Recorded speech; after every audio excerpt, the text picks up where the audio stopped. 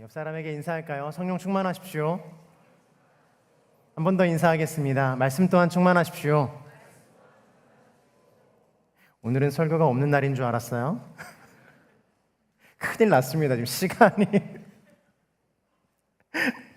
네. 오늘 설교 주제는 두 번째 제자도 시리즈를 시작하려고 합니다. 우리가 12제자를 통해 제자에 대해서 배웠고 그 길에 대해 살펴보았다면 이 두 번째 제자도의 시리즈를 통해서 우리가 그리스도와 함께 어떤 위치에 있는가, 그리고 연합하는가, 사귀고 따르는가, 순종하는가에 대해서 배우려고 합니다. 각 주차가 4주차, 그러니까 4주간의 간격으로 되어 있고 8월 말까지의 이 일정이 잡혀 있습니다. 그러니까 8월 말쯤 이 주차가 모두 끝나면 우리가 그리스도 제자의 길도 배웠고 그리스도와 연합하는 것도 다 배운 것입니다. 8월에는 완전한 그리스도의 사람이 되시기를 주님의 이름으로 축복합니다. 이지훈 유임 목사님께서 이 설교를 시작하시면서 이렇게 말씀하셨어요. 여러분은 예수님의 제자가 되기를 원하십니까? 그렇죠? 근데 아마 우리 마음속에는 다 이 마음이 있었을 거예요. 근데 다시 질문을 이어서 하셨어요. 다 잘 생각해 봐 주시겠어요? 여러분은 그럼 예수님의 제자입니까? 예수님의 제자가 되기를 원하는 것과 내가 예수님의 제자인 것은 사뭇 다른 이야기이죠. 예수님의 제자가 되기를 원하는 마음은 있지만 때로는 내가 정말 제자인지 확신하지 못할 때가 있어요. 믿음이 없어서 신앙이 연약한 것 같아서 내가 정말 예수님의 제자인가 의구심이 들 때도 분명히 있습니다. 고난을 만나거나 시련 앞에 쓰러지는 경우를 만나게 되면 그 의심은 더욱더 선명해지기 마련이에요. 내가 정말 예수님의 제자인가? 나는 제자로서 별로 한 것도 없고 주를 위해 대단히 헌신하거나 내 삶을 내어드리지도 않았는데 또 선교를 가거나 내가 주를 위해 내 인생을 바칠 준비가 되지 않았는데 그럼 과연 나는 예수님의 제자인가? 보통 이런 질문에 한국형 대답의 정답이 있어요. 주님의 제자가 되어가는 중입니다. 성숙해가는 과정 중에 있습니다. 예수님 잘 믿다 보면 제 삶도 변하고 제자가 되겠죠. 구원도 받을 것입니다. 라는 것이 일반적인 한국형 대답이에요. 그러니까 겸손을 겸비한 지혜로운 대답을 하는 것이죠. 이 한국의 정서입니다.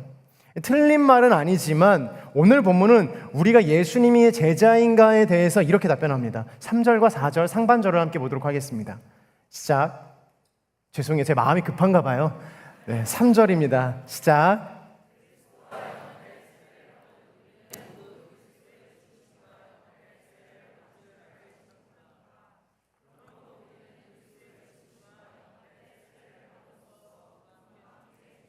한번 따라해 주시겠어요? 제자도의 시작은 내가 아니고 주님으로부터입니다. 오늘 성경의 말씀은 우리가 어떤 사람인지 그리고 어떤 상태인지를 명확하게 이야기해 주고 있습니다. 우리가 그리스도에 연합하여서 세례를 받는 것은 내가 결정한 것 같지만 내가 결정한 것이 아니라 우리의 결단에서 시작한 것처럼 보이나 이미 우리를 만드시고 우리를 창조하실 때 우리를 구원하신 주님의 결단, 그 하나님의 팩트 안에서 시작된다라는 거예요. 여전히 우리는 죄의 유혹을 받습니다. 그러나 복음은 우리가 더 이상 죄의 지배 아래에 있는 사람이 아니다라고 선언을 해요. 죄는 여전히 우리를 유혹할 수 있지만 더 이상 우리의 주인이 될 수 없는 것이죠. 이게 하나님의 사실, 하나님의 팩트, 하나님께서 미리 우리가 이 땅에 있기 전부터 결정해 놓으신 사실이라는 거예요. 이 사실을 인정하는 증거가 되는 것이 바로 세례입니다. 세례는 기독교의 가장 중요한 예식 중에 하나인데 주님께서 12제자에게 가서 제자를 삼고 뭐라고 말씀하셨어요? 성부와 성자와 성령의 이름으로 세례를 주라 라고 말씀하셨죠. 그 사실을 인정하는 증거가 바로 세례인 것이에요. 그럼 제자 삼는 것까지는 그래 이해가 되는데 세례는 무엇인가? 어떤 의미가 있는가? 제자는 한 선생의 가르침을 따라 그 길을 걸어가는 사람이라는 개념이라면 세례는 곧 그리스도와 내가 연합되었다라는 것을 의미합니다. 다르죠? 스승과 제자의 관계가 아니라 완전히 하나 되어 내가 그리스도 안에, 그리스도가 내 안에 거하게 되는 이 연합의 사건이 우리 안에 일어나는 것입니다. 그러니까 내가 제자가 된다라는 것은 단순히 선생으로서 성경에 뭐라고 나옵니까? 랍비어라고 부르는 그 대목을 여러분 기억하실 거예요. 근데 라비어라고 부르면 내가 선생으로 인정하는 것이 아니라 예수 그리스도를 나의 선생으로 나의 도움을 주실 분으로 인정하는 것이 아니라 나와 완전히 연합하여서 나와 함께하는 사람, 함께하는 하나님, 함께하는 예수 그리스도로 인지하는 것, 인정하는 것이에요. 그러므로 세례는 내가 이제는 예수 그리스도를 구주로 고백하고 죄 씻음을 받았음을 고백하는 것이걸 모든 사람들 앞에서 공포하는 것입니다. 선포하는 것이에요. 사랑하는 여러분, 세례받기를 주님의 이름으로 축복합니다. 아직 내가 세례받기에 부족하다라고 생각이 드시는 분이 분명히 계실 거예요. 근데 하나님께서 오늘 말씀하시기를 이미 너의 안에 세례를 받을 만한 것들을 주셨다라고 말씀하시는 거예요. 믿음으로 세례받기를 주님의 이름으로 축복합니다. 하나님의 사람이 되기를 주님의 이름으로 축복합니다. 예수 그리스도와 연합하게 되기를 주님의 이름으로 축복합니다. 우리는 그 길로 가기는 거예요. 근데 이것이 우리에게 어떤 의미가 되느냐가 더 중요하겠죠. 세례가 어떤 의미가 되느냐. 그리스도와 연합해 세례를 받았다라고 이야기하는 게 무엇일까요? 성경은요, 합하여라고 기록하고 있어요. 이것은 그리스도 안으로, 그리스도의 죽음 안으로 내가 걸어 들어가다를 이야기하는 것입니다.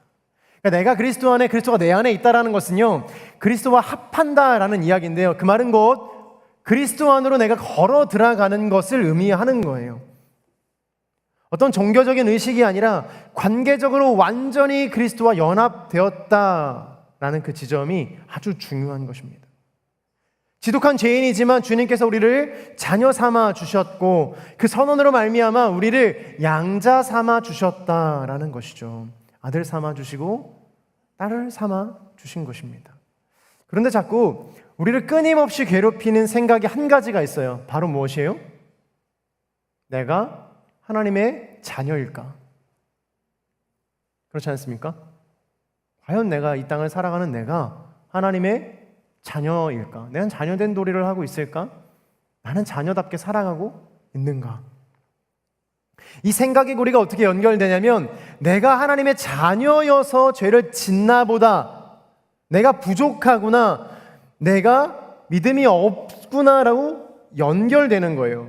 내가 하나님의 자녀가 아니어서, 그러니까 내가 하나님의 자녀가 아니라는 정체성을 잃어버리니까 그래서 내가 죄를 짓는구나, 그래서 내가 여전히 부족하구나로 연결되는 거예요. 사랑하는 여러분, 하나님의 자녀도 죄를 지을 수 있습니다. 그러나 죄를 안 짓는 게 중요하겠죠. 지을 수 있어요. 우리는 죄로부터 자유할 수 없는 것이 일반적인 생각입니다. 저도 물론 거기에 동의합니다. 생각으로나 마음이나 시선으로나 듣는 것으로나 우리의 마음을 한순간이라도 온전하게 지켜낼 힘이 우리에게 없어요. 아마 여기에 계신 분들도 그것에 동의할 것입니다. 죄를 안 짓고 살아가는 것은 정말 어려워요. 사랑하는 여러분, 죄를 짓기 때문에 하나님의 자녀가 될 수 없는 것이 아니라 죄를 짓고 하나님과 멀어질 때라도 하나님께서 양자 삼아 주신 그 결정을 후회하지 않으시고 계속해서 너는 나의 자녀라, 너는 나의 아들이라 딸이라 라고 말씀해 주시는 것을 믿는 것이에요. 하나님의 자녀이기 때문에 내가 죄를 안 지어야겠다도 물론 맞지만 거기에서 내가 하나님의 자녀인데 죄를 지었으니 내가 하나님의 자녀가 아니구나로 포기하는 길로 가는 것이 아니라 다시 하나님의 자녀임을 기억하고 하나님으로 돌아오는 것이 우리의 믿음의 길이라는 것입니다. 이것이 복음이고 이것이 은혜입니다. 주님의 이 결정과 의지로 우리는 죄로부터 해방될 수 있는 줄로 믿습니다. 우리가 죄를 안 짓게 되는 것이 아니라 죄악이 주는 눌림과 고통과 슬픔과 사망으로부터 우리를 영적으로 완전히 해방시켜 주시는 것이에요. 사랑하는 여러분, 해방은요, 그래서 감정의 변화가 아니라 주권의 변화인 것입니다.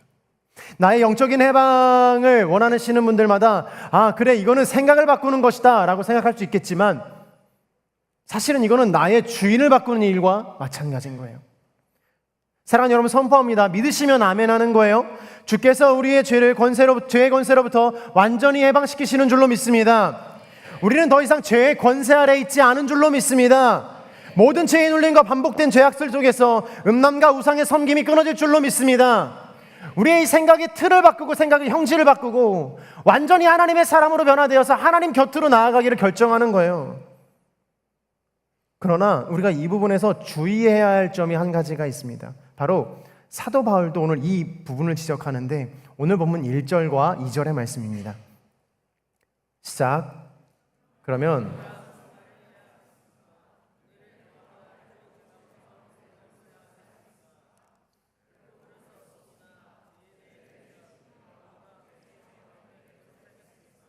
한번 따라해 주시겠어요?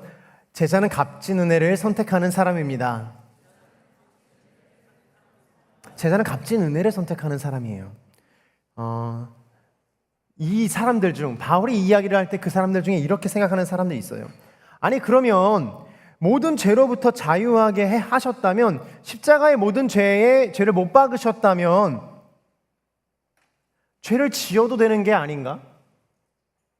내가 지금까지 지을 모든 죄를 십자가에 못 박으셨다면, 나를 용서하셨다면 내가 지금 죄 짓는 게 괜찮은 게 아닌가? 혹은 이미 다 용서하셨다면 우리에게가 무엇이 소용이 있는가? 무슨 소용이 있는가라고 생각할 수 있을 거예요. 이렇게 이야기하는 거예요. 죄를 용서받는 것이 은혜라면 은혜를 더 받기 위해서 죄 가운데 머물러 있어야겠네요 라고 약간은 비아냥 섞인 말로 대꾸하는 거죠. 이것은 은혜를 오해하는 것입니다. 회개를 오해하고 있는 것이에요. 하나님은 이 죄의 문제를 해결하기 위해서 하나님의 아들이 십자가에서 달려 돌아가게 하셨어요. 하나님은 전능하시면서 왜 이 죄의 문제를 이렇게 어렵게 해결하셨을까요? 자, 생각해 보세요. 하나님 전지전능하다고 안 믿으시는 분 손 한번 들어보시겠어요? 위험했어요. 하나님 전지전능하십니다. 그렇죠? 그러면 하나님 전지전능하신데 그냥 손가락 한 번의 손짓으로, 말 한마디로 모든 죄를 사그라뜨리시고 모든 것을 온전하게 하시고 십자가의 사건도 삭제해버리셔서 이 아픔과 고통 또한 이겨낼 수 있게 하시면 우리의 마음이 좀 괜찮지 않을까? 죄의 문제를 해결해 주시면 우리가 죄악 가운데 거하지 않아도 될 거 아닌가? 회개의 문제를 해결해 주시면 내가 지독하게 끊이지 않는 죄 가운데 거하지 않아도 되는 것이 아닌가라고 생각할 수 있습니다. 왜 하나님은 그렇게 하지 않으시고 자기 아들을 희생하는 방법을 통해서 죄의 문제를 해결하라고 하셨을까요? 이것이 바로 복음과 은혜, 그리고 십자가에 어딘가에 적어주세요. 가치와 의미를 나타냅니다. 가치와 의미. 모든 것엔 가치가 있고 의미가 있어요. 제가 우산을 잘 잃어버리는 사람이었어요. 그런 사람 계세요? 유독 우산을 그렇게 잃어버려요. 저 옛날에 기타를 맸었기 때문에 기타를 메고 우산까지 들면 난리가 나거든요. 나는 젖을지언정 기타에다가 이렇게 우산을 메고서는 이렇게 타고 다니고, 기타 열심히 치고서는 해가 쨍쨍 뜨니까 우산을 어딘가에 내팽겨치고 기타 메고 다시 또 놀러 가고 식사하러 가고 집에 가고, 그러면 막 교회에 제가 잃어버린 이 우산들이 막 한두 개씩 쌓이기 시작해요. 제가 그때 어떤 우산을 썼냐면요, 이런 투명 우산 같은 거 있잖아요. 저렴하니까 2,000원, 3,000원 밖에 안 하니까 그런 거 쓰고 다녔어요. 대학부실에 이런 데 버려져 있는 그런 우산들 한두 개씩 쓰고 다녔어요. 근데 어느 날 저에게 누군가가 생일 선물로 진짜 비싼 우산을 사줬어요. 지금으로 생각해도 진짜 비싼 우산이었거든요. 그거를 제가 한 3년간을 잃어버리지 않고 다녔어요. 우산이 없네. 다시 돌아가가지고 그 우산 찾을 때까지 그 우산을 찾고 돌아갔어요. 왜 그래요? 제가 왜 그랬을까요? 그 이후로는 우산을 잃어버린 적이 없어요. 그 다음부터는 우산은 비싼 것만 삽니다. 죄송해요. 좀 사치스럽죠? 우산 비싼 것만 씁니다. 되도록이면 좋은 거를 쓰려고 해요. 오해하지 마세요. 또 그렇다고 해서 또 명품을 쓰고 다니거나 그러지는 않아요. 제가 왜 좋은 우산을 가졌을 때부터 우산을 잃어버리지 않았을까요? 그것에 대한 가치와 의미가 정확했기 때문이에요. 이것을 내가 가지고 있는 것이 나에게 좋구나를 알았고, 이거를 잃어버리면 기회비용으로 더 많은 돈을 지불하거나 혹은 같은 값을 지불하여서 그 우산을 사야 된다는 것을 알았어요. 그 우산이 마음에 들었어요. 여기 누구라도 타인을 위해서 자신의 값진 것을 아무 이유 없이 줄 수 있는 분이 계십니까? 솔직하게 들어보는 거예요. 자, 나는 10,000원 정도는 줄 수 있다. 10,000원도 안 돼요? 약간 요렇게라도. 나는 그러면 한 2만 원 정도 가능하다. 좀 몇 분 계세요? 20배, 30배, 60배, 30배, 100배의 축복이 있을지어다. 근데 이게 만약에 10만 원이 되고 100만 원이 되고 1000만 원이 되면 어떻게 돼요? 생각하세요? 쉬워지지가 않는 거예요. 쉬워지지가 않는 거예요. 여러분들 등록금 빼서 남들 도울 수 있겠습니까? 여러분 등록금 빼가지고 오늘 모자이크 공동체에 오신 이 우리 지체들 1년의 수업 비용을 내실 수 있겠습니까? 결혼 자금 빼가지고 이들에게 1년에 헌신하는 그 헌금을 하실 수 있겠습니까? 나에게 값진 것을 내어주는 것은 쉬운 일이 아니에요. 그러므로 사랑하는 여러분, 여러분들 순모임 할 때 순장님이나 혹은 순원들이 커피 사고 음료 사고 무엇인가 먹을 거를 사는 거 그것 또한 대단한 가치가 있는 거예요. 감사하게 생각하며 축복하며 드시게 되기를 주님의 이름으로 축복합니다. 오늘 순장님이 사셨으면 다른 사람이 오늘 내일 또 사고 같이 돌아가면서 그것들을 같이 하기를 원해요. 당연한 것이 아니기 때문에요. 누군가를 위해서 나를 희생할 수 있는가? 라는 질문을 스스로에게 던지면 예수 그리스도의 십자가가 다르게 보이기 시작합니다. 사랑하는 여러분, 당신의 아름다운 애인이나 나중에 훗날 결혼한 아내나 남편을 위해서 십자가를 지실 수 있으십니까? 지금 막 주시기만 한다면 당연하죠. 제가 웃긴 짤을 하나 봤는데 반복해서 이야기하지만 제 이야기는 아니에요. 짤을 봤는데 그 아내분이셨어요. 남편을 위해서 헌신하며 자기의 장기를 떼어주실 수 있어요? 라고 물어보는 그 음에 무슨 소리를 하시는 거예요? 절대 안 되죠. 그러면 아들은 있어요. 심장도 떼줄 수 있습니다. 쉽지 않은 거예요. 쉽지 않은 거예요. 우리의 무언가를 내준다라는 것은 쉬운 일이 결코 아니에요. 근데요, 우리가 십자가를 그렇게 값싸게 여긴다라는 거예요.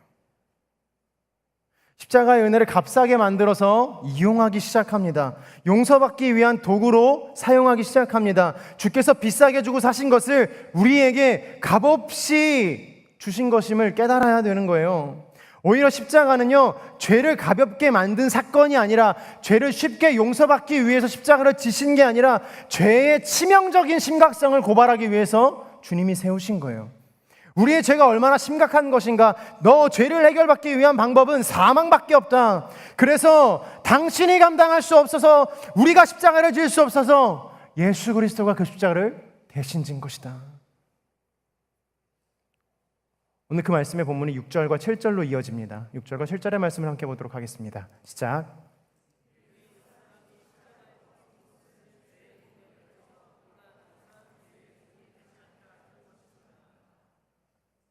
이는 죽은 사람은 이미 죄에서 벗어났기 때문입니다. 아멘. 사랑하는 여러분, 이 6절과 7절 말씀이 오늘 여러분들의 마음판에 새겨지게 되기를 주님의 이름으로 축복합니다. 2000년 전에 예수님께서 십자가에 달리신 사건을 여러분 믿으세요? 제가 일전에 한번 이거에 대해서 역사적으로 증명하는 어떤 잠깐의 센텐스를 이야기한 적이 있는데 2학기 바이블 아카데미에서는 약간 이런 거를 증명하는 변증과 역사의 시간들, 이런 걸 배우는 시간들도 만들어 보려고 해요. 복음은 우리가 더 이상 죄를 짓지 않는 완벽한 사람이 될 것이다라고 이야기하지 않아요. 복음은 우리가 더 이상 죄의 종이 아니라는 것을 선포합니다. 죄를 짓지 않게 될 것이라는 게 아니라 죄의 종이 아니다를 이야기하고 있는 거예요. 죄는 여전히 우리를 유혹할 수 있어요. 그러나 우리의 주인이 될 수는 없는 것이에요. 아멘이세요? 아멘이십니까? 여러분 선포하십시오. 우리의 주인은 죄가 아니라 우리를 위해 죽으시고 다시 살아나신 예수 그리스도신 거예요. A.W. 토저라는 목사님이 계셨어요. 그 목사님이 전해진 한 일화가 있습니다. 그가 성지순례 중에 골고다 언덕으로 올라가셨어요. 다른 일행들보다 한 30분에서 1시간 정도 일찍 올라가서 골고다 언덕을 이렇게 돌고 계셨어요. 무릎 꿇고 기도하고 계셨던 것 같아요. 그래서 뒤늦게 올라온 동료들이 아니 토자 목사님 언제 여기로 올라오셨습니까? 라고 물으는 거예요. 그렇게 묻자 토자 목사님이 이렇게 대답했다고 합니다. 나는 2000년 전에 여기에 올라와 있었네. 이해가 안 되세요? 예수님과 함께 2000년 전에 이미 골고다 언덕에 자신이 함께 있었다라는 걸 인지한 거예요. 농담처럼 분위기를 전환하기 위해서 한 말이 아니었어요. 갈라디아서 2장 20절의 말씀처럼 내가 그리스도와 함께 못 박혔다라는 신앙의 언어였다라는 거예요. 골고다 언덕의 그 십자가의 사건이 예수님 혼자 나의 죄를 짊어진 것이 아니라 나도 그것에서 이미 태어나기 전부터 예수님과 함께 십자가에 못 박혔다라는 거예요. 그때 나도 그 십자가를 져야만 했어요. 저는 개인적으로요, 이번 바울로부터를 준비하면서 한 가지 소망이 생겼어요. 아마 여러분들도 해외 아울리치 가시는 분들도 계시고 또 해외 아울리치 가지 않으시더라도 다른 어떤 이런 뭐 선교단체나 다양한 환경 안에서 예수님이 계신 곳에 가실 만한 일들이 있을 거예요. 저는 이런 소망이 생겼어요. 바울로부터 준비하는데 약간 그 바울이 안디옥에서 설교한 그 돌덩이 위에 서서 나도 바울의 설교문을 한번 읽어보야겠다.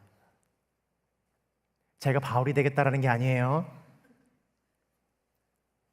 바울이 기도했던 것처럼 한번 기도해봐야겠다. 그리고 주님 앞에서 주님, 바울에게 주셨던 은혜와 은사들도 저에게도 허락하여 주십시오. 세상을 바라보는 눈과 세상을 해석하는 힘과 예수 그리스도를 이야기하고 전달하는 능력과 공감할 수 있는 하나님의 마음 또한 허락하여 주십시오 라고 기도하고 싶었어요. 저는요, 그 가는 모든 지역들의 기도할 제목들을 다 골라놓을 거예요. 다 리스트업 해놓을 겁니다. 그 지역에 가면 이 기도를 할 거고, 그 지역에 가면 이 기도를 할 거고, 그 지역에 가면 이 기도를 할 거고, 하나님 여기에서는 이렇게 행사하셨죠. 하나님 여기에서는 이기적으로 행하셨죠. 하나님 여기에서는 하나님의 은사가 이런 것들이 발휘되었죠. 오늘 저에게도 주십시오. 오늘 저에게도 허락해 주십시오. 오늘 저에게도 동일하게 역사하여 주십시오. 2000년 전의 사건이 아니라 그들의 이야기가 아니라 오늘 나의 이야기가 되게 하시고, 그럼으로써 예수 그리스도의 십자가가 오늘 나와 함께 동행하고 살아가는 거룩한 역사가 하나님 오늘 이 시대 가운데 예배하는 모든 심령들 가운데 있게 하여 주옵소서. 이렇게 기도할 거예요. 사랑하는 여러분, 2000년 전 십자가의 사건이 과거의 역사로 끝나지 않게 되기를 주님의 이름으로 축복합니다. 십자가는요, 복음은요, 은혜는요, 회개는요, 죄에서 구원받은 사람이, 그 결정 지어진 사람이, 용서받은 사람이 하나님께로 돌아가는 방법이에요. 이해되세요? 십자가가 끝이 아니고요, 복음이 끝이 아니고요, 은혜가 끝이 아니고요, 회개를 하는 것이 끝이 아니라 거기 넘어 계시는 예수 그리스도께, 거기 넘어 계시는 하나님께 나의 인생을 내어드리고 그 길로 가는 것이라는 거예요. 여러분, 탕자의 스토리를 알고 계십니까? 탕자의 스토리 다 아시죠? 아시죠? 근심케 하게 하지 마세요. 탕자가 한참을 집을 떠나서 돌아가다가 아버지의 집으로 돌아옵니다. 아버지는 그를 꾸중하지 않으시죠. 대꾸도 하지 않으시고, 그거에 꾸중하지 않으시고 아들을 맞아 주십니다. 바로 너는 나의 아들이라고 이야기해 주세요. 그리고 옷을 입히고 가락지를 끼우고 잔치를 열어주셨어요. 근데 그 탕자가 만약에 다음날 이렇게 이야기한다고 봅시다. 야, 아버지의 이 환대가 너무 좋으니 나는 다시 집을 나가야겠다. 페류나예요. 페류나. 패역한 인간인 거죠.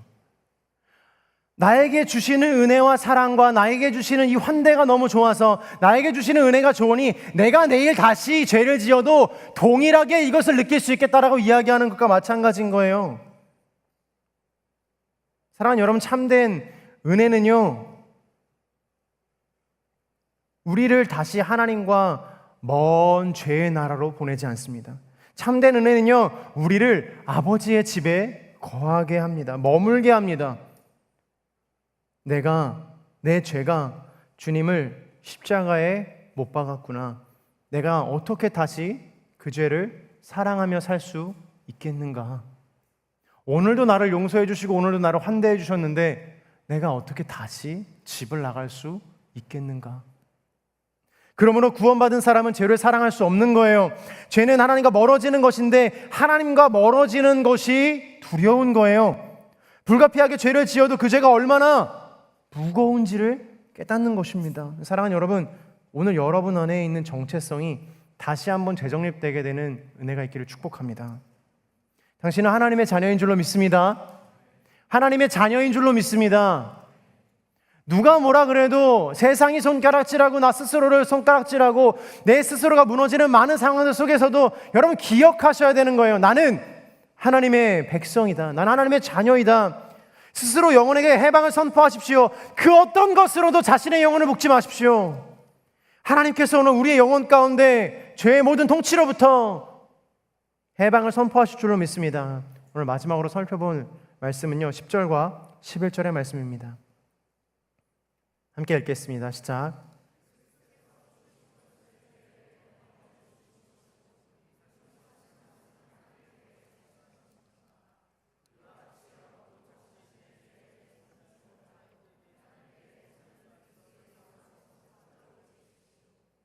아멘.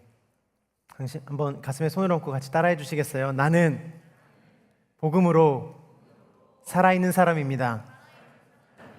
나는 죽어있는 사람이 아니라 주님 앞에 살아 숨쉬는 영혼입니다. 이것이 우리의 정체성이에요. 이것이 우리가 붙잡아야 할 은혜입니다. 바울은 11절에 산자로 여기라라고 이야기해요. 이것은 단순히 산자로 생각하라라는 말이 아니에요. 명령이 아닙니다. 그런 명령이 아니에요.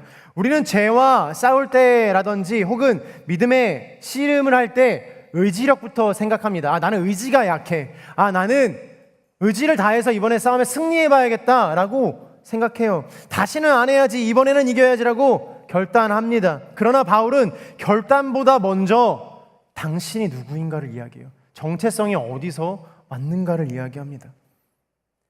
너희는 자신의 죄에 대해서는 죽은 자요 하나님에 대해서는 산 자로 여기라.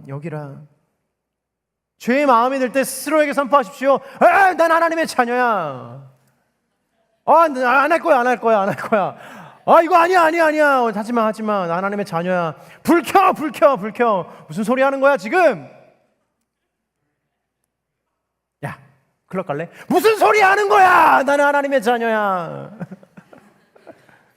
야, 이거 한번 해봐. 담배 엄청, 술, 오케이? 야, 나는 하나님의 자녀야. 그런 소리 하지도 마. 제가 너무 과장했나요?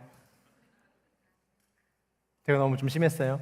아니에요. 사랑하는 여러분, 그렇게 하나님 앞에 내 마음을 다해 나의 영혼의 해방을 선포하십시오. 죄로부터 끊어지고 끊어야 할 것들을 끊어지는, 그래서 내가 하나님의 자녀라는 것을 내 입술로 선포하는 것, 마음으로 하는 거 아니에요. 이거 마음으로 하는 거 아니고 입 밖으로 내서 나는 하나님의 자녀라고 이야기하는 거예요. 사랑하는 여러분, 꼭 기억해 주십시오. 거룩은 죄책감에서 시작되지 않습니다. 거룩은 새로운 정체성에서 시작합니다. 내가 누구인가 계속해서 반복해 나가는 과정 속에서 나의 정체성을 새롭게 확립하여 하나님께 나아가는 것, 거기서 시작하는 거예요. 로마서 6장은요 우리에게 단순히 죄 짓지 말라라고 이야기하는 것이 아니에요. 더 깊은 고백을 들려주고 있어요. 너희는 이미 예수 그리스도와 함께 2000년 전에 그 십자가에 못 박혔다. 그리고 죽으셨고 너희 또한 다시 부활할 것이다. 그러므로 사망이 너를 이기지 못할 것이고 그러므로 죄가 너를 이기지 못할 것이다 라고 말씀하시는 거예요. 여전히 우리는 연약합니다. 여전히 유혹 앞에서 흔들리죠. 여전히 오래된 습관이 우리를 잡아 끌 때가 있어요. 그러나 복음은 우리의 연약함보다 큰 줄로 믿습니다. 십자가의 은혜는 죄의 힘보다 강합니다. 부활의 생명은 사망의 권세보다 강합니다. 그러므로 오늘 우리가 해야 할 일은 다시 두려움의 길로 돌아가는 것이 아니라, 다시 정죄함 속에 주저앉는 것이 아니라 오늘 우리의 믿음으로 선포하는 거예요. 나는 죄의 종이 아니라, 나는 사단에 속한 자가 아니라, 나는 하나님께 속한 자라. 나는 무너져 있을지라도, 나는 연약할지라도, 오늘 내가 죄를 짓고 내가 내일 다시 예배를 드릴지라도 나는 하나님의 자녀라. 사단아, 나를 공격하지 말라. 이미 승리한 그 전쟁 가운데 주께서 나와 함께 하시고 나를 불러주셨으니 나는 오늘도 하나님의 자녀라. 도저히 입이 안 떨어지세요? 한번 따라해 볼까요? 나는 하나님의 자녀라. 나는 주의 백성이라. 여러분, 이 고백이 여러분들의 입술에서 떨어지지 않게 되기를 주님의 이름으로 축복합니다. 이것이 복음이에요. 이것이 스스로의 억압된 마음들과 죄의 마음들을 회복시키는 것이고 해방시키는 것이에요. 안 된다라는 절망에서 깨어서 나오십시오. 오래된 수치심에서 일어나십시오. 반복되는 죄의 자리를 끊어내십시오. 그리스도께서 이미 죽으셨고 우리를 위해 다시 살아나셨습니다. 사랑하는 여러분, 여러분들의 인생 가운데 주께서 주시는 거룩한 해방의 선포가 있게 되기를 주님의 이름으로 축복합니다. 우리 이 마음으로 한번 같이 기도했으면 좋겠어요.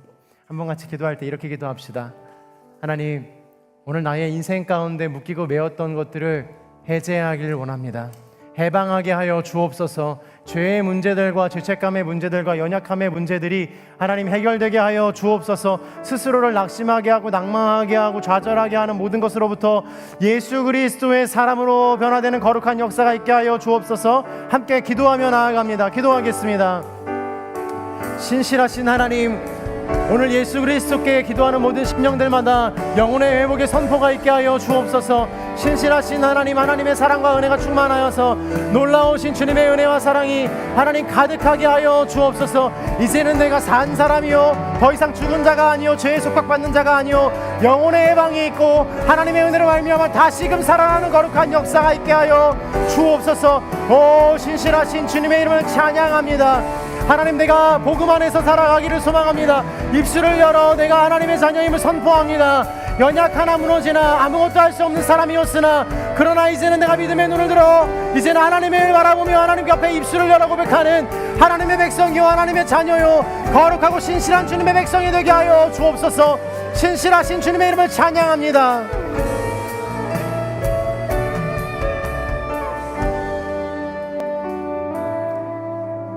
사랑하는 주님, 은혜는 우리를 죄 가운데 머물게 하지 않는 줄로 믿습니다. 은혜는 우리를 죄에서 일어나게 하고 은혜는 우리를 새 생명 가운데 걸어가게 합니다. 우리가 이 은혜를 가벼이 여기지 않고 예수 그리스도의 십자가를 우리의 마음에 새기며 살아가는 거룩한 인생이 될 수 있게 하여 주옵소서. 복음으로 살아나게 하여 주시고 예수 그리스도로 살아나게 하여 주옵소서. 너 하나님의 사람아, 거룩한 자존감이 회복될지어다. 너 하나님의 사람아, 무너져 있는 모든 인생들이 예수 그리스도의 이름으로 말미암아 다시금 세워질지어다. 주님, 주님의 은혜로 살아가게 하여 주옵소서. 이렇게 역사하실 주님의 이름을 찬양하며 감사하며 살아계신 예수님의 이름으로 기도합니다. 아멘. 네, 우리의 기도를 들으실 주님 앞에 감사와 영광의 박수 드리겠습니다.